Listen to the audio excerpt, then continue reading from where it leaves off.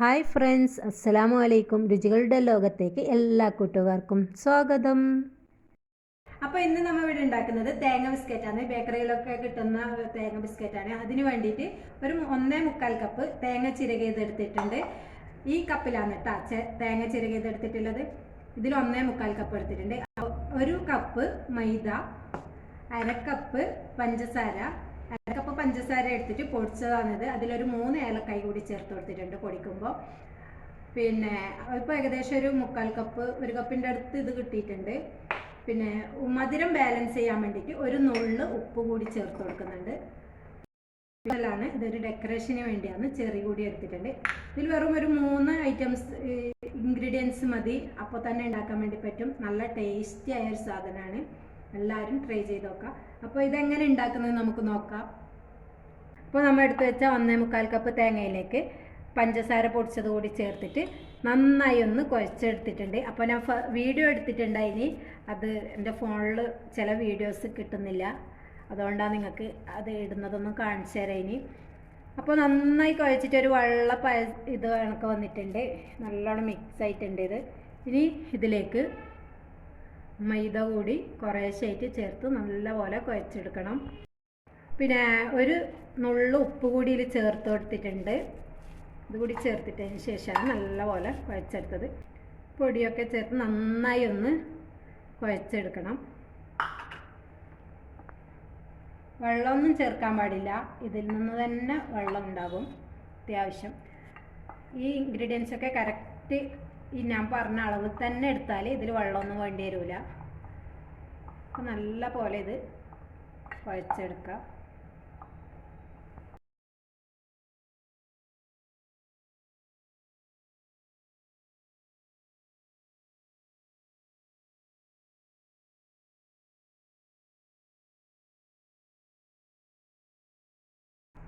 ഒരു 5 മിനിറ്റ് ഇതുപോലെ കുഴക്കണം. അപ്പോൾ ഇതാ ഏകദേശം നമ്മുടെ മാവ് റെഡി ആയിട്ടുണ്ട്. നല്ല മണമുണ്ട് കേട്ടോ. തേങ്ങ ആയതുകൊണ്ട് തേങ്ങൻ്റെ ഐറ്റംസൊക്കെ ഇഷ്ടപ്പെടുന്നവർക്ക് നല്ലോണം ഇഷ്ടമാകും ഇത്.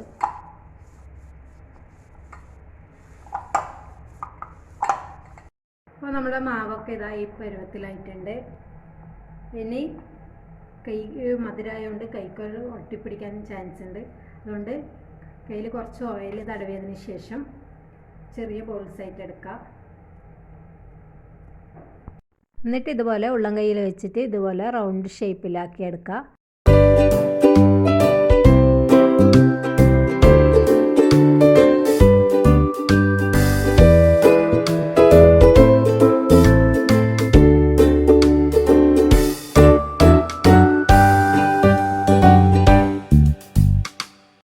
അപ്പോൾ എന്നും പറയുന്നത് പോലെ എൻ്റെ ചാനൽ ഇതുവരെയും സബ്സ്ക്രൈബ് ചെയ്യാത്ത കൂട്ടുകാർ ആരെങ്കിലും ഉണ്ടെങ്കിൽ സബ്സ്ക്രൈബ് ചെയ്യുക, ഷെയർ ചെയ്യുക, ലൈക്ക് ചെയ്യുക. അപ്പോൾ ഇതുപോലെ എല്ലാം ചെയ്തെടുക്കണം. ലാസ്റ്റ് നമുക്ക് ചെറി വെച്ച് കൊടുക്കാം.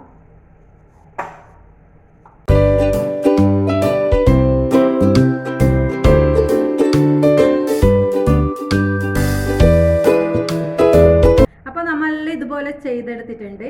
ഇനി ഇതിൻ്റെ മുകളിൽ ചെറി വെച്ച് ഡെക്കറേഷൻ ചെയ്യണം. അതിനുശേഷം ഫ്രൈ ചെയ്തെടുക്കണം.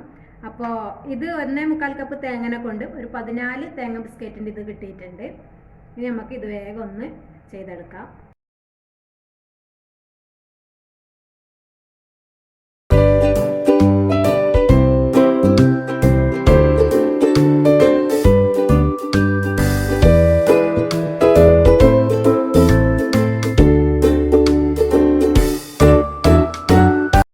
അപ്പോൾ ഗ്യാസ് ഓൺ ആക്കിയിട്ട് കടായിൽ എണ്ണ ഒഴിച്ചിട്ട് തീമ വെച്ചിട്ടുണ്ട്. ഇനി ഇത് നന്നായി ഒന്ന് ചൂടായി വരണം. അതുവരെ നമുക്ക് വെയിറ്റ് ചെയ്യാം. അപ്പോൾ നമുക്ക് ചൂടായോ നോക്കാം. എണ്ണ ചൂടായിട്ടുണ്ട്. അപ്പോൾ ഓരോന്നും അതിലേക്കിട്ട് ഫ്രൈ ചെയ്തെടുക്കാം.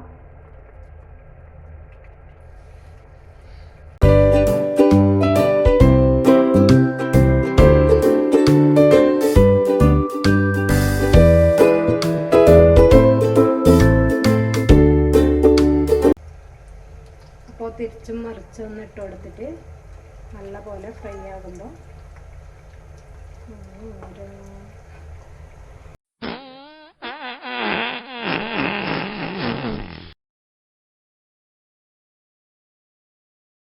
അപ്പോൾ എണ്ണ നല്ല ചൂടായതിന് ശേഷം ഇടണം കേട്ടോ, ഇല്ലെങ്കിൽ ഇതാ ഇതുപോലെ ആയിരിക്കും അവസ്ഥ. എണ്ണ ചൂടാണ്ട് ഇട്ടതിന് കിട്ടിയതാണ് കേട്ടോ അത്. അപ്പോൾ എണ്ണ നല്ല പോലെ ചൂടായിട്ടാവും ഇതാ നല്ല തേങ്ങ ബിസ്ക്കറ്റ് കടയിൽ നിന്ന് കിട്ടുന്നത്.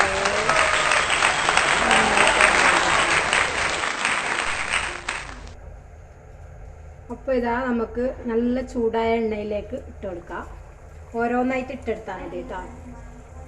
കുറേ ഇടുമ്പം അത് പൊട്ടിപ്പോകാൻ ചാൻസ് ഉണ്ട്, അതുകൊണ്ടാണ് ഓരോന്നായിട്ട് ഇട്ട് കൊടുക്കുന്നത്. ആദ്യം പിന്നെ എണ്ണ ചൂടാകത്തോണ്ട് പറ്റിയതാണത്.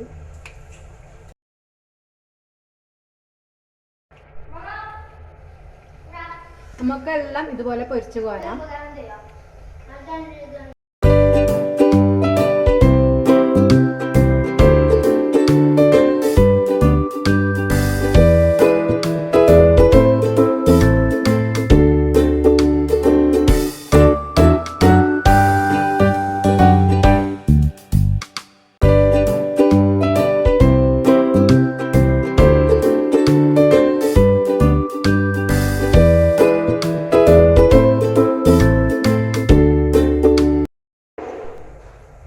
അപ്പോൾ നമ്മളെല്ലാം ഫ്രൈ ചെയ്തെടുത്തിട്ടുണ്ട്. ലാസ്റ്റ് എത്തിട്ടതാ. അപ്പോൾ നമ്മുടെ തേങ്ങ ബിസ്ക്കറ്റ് എല്ലാം സൂപ്പറായിട്ട് റെഡി ആയിട്ടുണ്ട് കേട്ടോ. പൊട്ടിച്ച് നോക്കാം.